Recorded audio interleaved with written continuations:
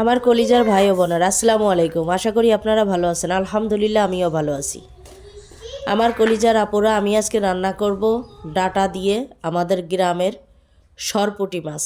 গ্রাম থেকে কিনা, আমাদের গ্রামের হাটের থেকে কিনা সরপুঁটি মাছ দিয়ে ডাটা দিয়ে আর কুমড়োর বড়ি দিয়ে ঝোল রান্না করব। তো আমার কলিজার আপুরা, আমি ডাটাগুলো সুন্দর করে কেটে নিলাম, আলুটা কেটে নিলাম। এখানে আমার দুইটা তিনটা টিপস আছে, সেগুলো আমি জানাবো আজকে আপনাদের মধ্যে। যারা জানেন আলহামদুলিল্লাহ, যারা জানেন না আমার ভিডিওটা দেখে আপনারা শিখে নেবেন। কিছু জানলে সেটা শিখাই দেওয়া উচিত। তো এখানে আমি মাছগুলো লবণ দিয়ে ভিজিয়ে রাখছিলাম, লবণ দিয়ে মাখাই রাখছিলাম। মাছগুলো ধুয়ে লবণ দিয়ে হলুদ দিয়ে মাখাই নিলাম। মাখাই নেওয়ার পরে যেটা আমি করলাম সেটা হচ্ছে কড়াইতে একটু তেল দিয়ে দিলাম। কড়াইটা ভালো করে হিট করতে হবে। কড়াই তেলটাও খুব গরম করতে হবে। তার মধ্যে এক ফোঁটা লবণ দিয়ে নিছি। তো যারা গিয়ে মাছ ভাজতে গেলে মাছ লেগে যায়, খুব ঝামেলা করে, মাছ ওঠে না, ভেঙে যায়, তাদের জন্য এই টিপসটা। একটু লবণ দিয়ে তেলটারে খুব হাই হিট করে নেবেন। করার পরে মাছ দিয়ে দিবেন। আল্লাহর রহমতে মাছ লাগবে না। এই যে কি সুন্দর মাছগুলো উঠে গেল। এটা কিন্তু লবণ দেওয়ার জন্য। আর যে কোনো নতুন কড়াইও যদি আপনি আজকে কিনে নিয়ে আসে, আজকে যদি মাছ ভাজতে চান অবশ্যই পারবেন। সেটা হচ্ছে কড়াইটা ভালো করে হাই হিট করতে হবে এবং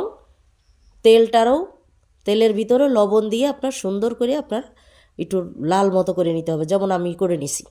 এই দেখেন একটা মাছও আমার ভাঙে নাই, কত সুন্দর। এটাই ছিল গোপন টিপস। আরেকটা ছিল টিপস, এটা হচ্ছে কুমড়োর বড়ি। অনেকে আছে যে কুমড়োর বড়ি যে আমি তরকারিতে রান্না করে খাবো, কতটুকু ভাজবো, কেমন করে ভাজবো। অনেকে ভাজতে গেলে পুড়ে যায়, আবার ভাজতেই চায় না অনেকে। কুমড়োর বড়ির ভাজার নিয়ম এই যে এইটা। আপনি সুন্দর করে আগে কাঠখোলাই ভেজে নিতে পারেন, মানে তেল ছাড়াও ভেজে নিতে পারেন, পরে তেল দিতে পারেন। আমি একবারে তেল ছিল আমার মাছ ভাজার, সেই তেল দিয়ে লাল লাল করে ভেজে নিছি। আর মশলা এই যে আমি দিয়ে দিলাম। আমরা সব সময় বাটা মশলা খাই আমার কলিজার ভাইয়ারা আপুরা। আমরা যে যেখান থেকে আমার ভিডিওটা দেখতেছেন, আমার ভিডিওটা দেখে যদি ভালো লাগে লাইক কমেন্ট শেয়ার করবেন। আর এই যে মশলাটা আমরা সবসময় বাটা মশলা খাই, বাটা মশলা দিয়ে আমরা এই যে ভালো করে কষে নিলাম, লবণ দিলাম, হলুদ দিলাম, দিয়ে তারপরে তো আমি আবার একটু কষিয়ে নিব। আমরা এভাবেই রান্না করে খাই। আমাদের গ্রামের বাড়ি, আমাদের গ্রামীণ জীবনযাপন, লাকড়ির চুলায় রান্না। গ্যাসের চুলাও থাকলে আমাদের গ্যাসের চুলায় রান্না হয় না। এই যে আর আরেকটা বিষয়, সেটা হচ্ছে যে কারোর যদি মনে জানতে ইচ্ছা করে যে আমার চুলার পাশে ওখানে আলাদা আরেকটা ছিদ্র কেন, এটা তো বন্ধু চুলা।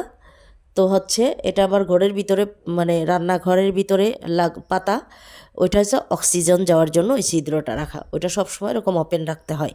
কারণ মনের ভিতর এই প্রশ্নটা জাগতে চাইলে আমি অলরেডি বলে দিলাম এই ভিডিওতে।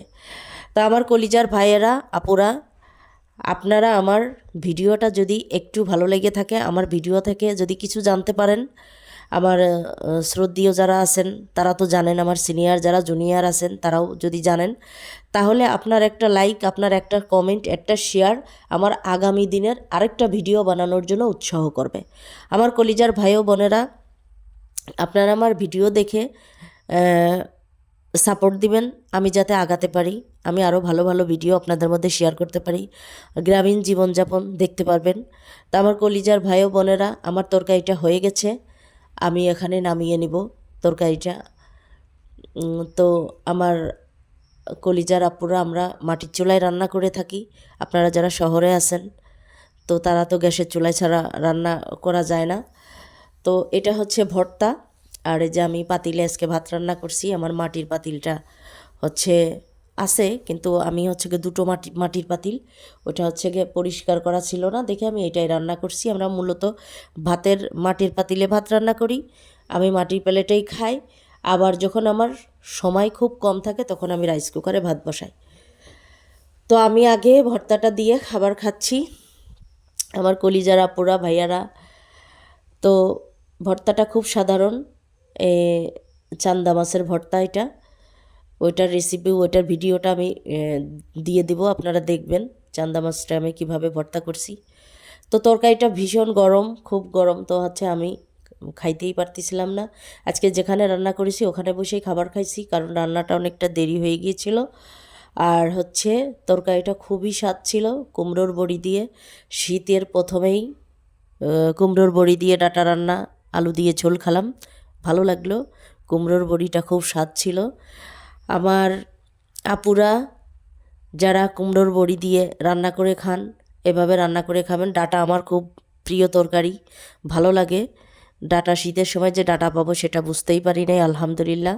আর যারা দুধ খাওয়ার পাগল আছেন আমার মতো, আমি হচ্ছে গিয়ে খাওয়ার পরে দুধ দিয়ে ভাত খাইলে আমার কাছে খুব ভালো লাগে, আমার প্রিয়। তো এক একজনের এক একটা প্রিয় থাকতে পারে। হয়তো বা আপনাদের কাছে কেমন লাগবে আমার এই দুধ খাওয়ার ভিডিওটা। মানে হচ্ছে গিয়ে দুধটা দেখেন কত প্রিয়, খাঁটি দেশি গায়ের দুধ। আমার হাতের চেহারা দেখেই বুঝতে পারতেছেন। তো সবশেষে অনেক কথা বকবক করলাম। আমার মানে দুধ দিয়ে ভাত খাচ্ছি, কে কি বলবেন তা আমি জানি না। কলিজার আপুরা ভালো থাকবেন, বেশি বেশি ভালো থাকবেন। আল্লাহ হাফেজ।